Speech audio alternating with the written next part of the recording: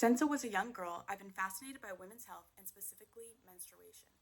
A woman's cycle, hormones, and fertility impact so much of her mood, physical health, mental health, and is a deeply intimate topic.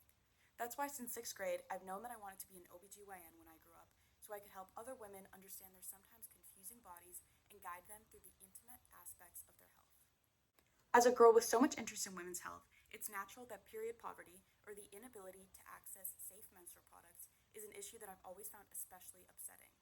So, I chose to further my interest in women's health by educating myself on the prevalence of period poverty, the history of legislation of menstrual products, and how I can use this information to positively impact this issue. Though the prevalence of period poverty has wavered over time, it is still of deep significance in the 21st century. A 2019 study conducted by Finks and the organization Period revealed that 1 in 4 women in the US have struggled to afford menstrual products, and in 2020, 1 in 5 girls missed school due to lack of access. Furthermore, a 2021 survey conducted by researchers at UPenn found that 10% of female college students can't afford products each month. This causes women to routinely miss school, work, or other obligations, leading to higher self reported rates of moderate to severe depression and anxiety.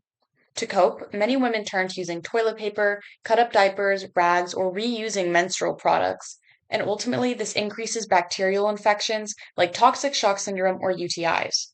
Issues surrounding period poverty are especially prevalent in Louisiana, which in 2024 had the third highest poverty rate of any state in America.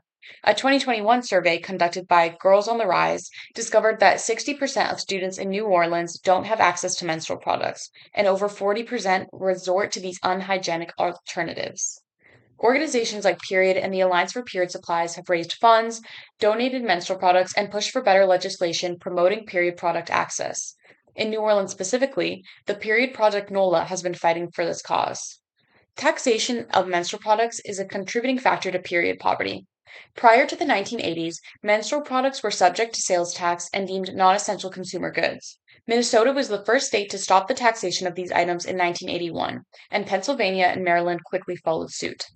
In the 1990s, feminists and health advocates began pushing for more awareness of period poverty, taxation of menstrual products, and how necessary these products are. Grassroots organizations pushed for these causes, and with the rise of social media in the early 2010s, the hashtag tampon tax movement took off. This movement brought to light the unfair taxation of these products and acted as a catalyst for more changes to legislation. Currently, 29 states have removed sales tax for menstrual products. Though removing taxes from period products helps lower the cost barrier, it doesn't wholly eliminate the issue of period poverty. States like California, Illinois, New York, Oregon, and Virginia have laws in place to distribute free products in schools.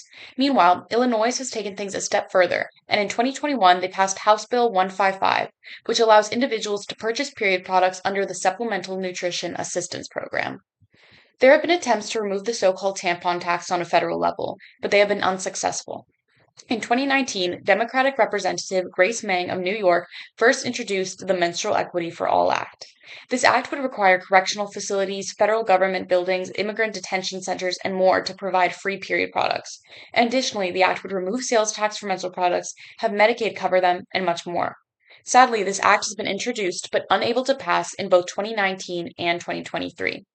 I believe the Menstrual Equity for All Act and similar reforms would be a tremendous step forward because it helps lower the cost barrier of period products while also promoting access for low income individuals.